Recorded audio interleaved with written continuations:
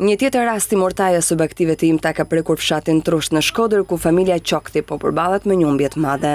Rreth 280 bakti të IMTA do të asgjësohen për shkak të përhapjes së virusit. Sipas autoriteteve veterinare, kjo masë është e vetmja mënyrë për të ndaluar përhapjen e sëmundjes, edhe pse për familjet e prekura, kjo do të thotë humbje të vetmit burim të ardhurave.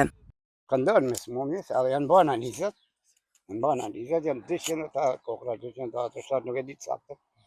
Da kanë copë, atë janë fush, janë grupos, në kena grupë, në kena tana.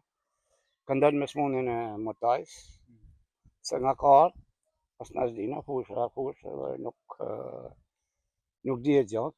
Sot, dje kanë marrë vendimin për marrë një mytë për sot, nuk e di morari, sakë se kur vitë, po do t'i mysin edhe të shnoshtat, edhe të doptat, se nuk dihet që mos, që në doktorave nuk dihet se cila e ka marrë edhe cila se ka marrë virusin.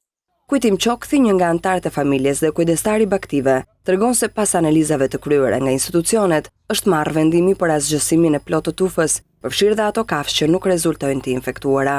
Qokthi thekson se dëmi ekonomik i shkaktuar shkon mbi 40 milion lek, një shumë që e tejkalon fuqinë financiare të familjes së tij. Ai bën thirrje ndaj shtetit për ndihmë, duke theksuar se baktit janë i vetmi burim jetese për ta. Dëmi ekonomik është pogorit e 200 ta dele janë paktën 40-20 milion lek dam. Plus janë 10-15 milion lek që janë blet, toka.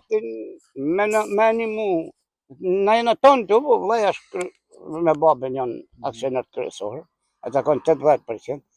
Meni mu se ai është si krym punë. 30 vjetë punë, i kanë shku me në 10 ditëve, 15 ditëve, që mund kënë fillu ja punë, i ka shku të tana bosh. Shkodra ishte qarku i parë në vend ku u konstatua përhapja e virusit të mortajës së baktive të IMTA.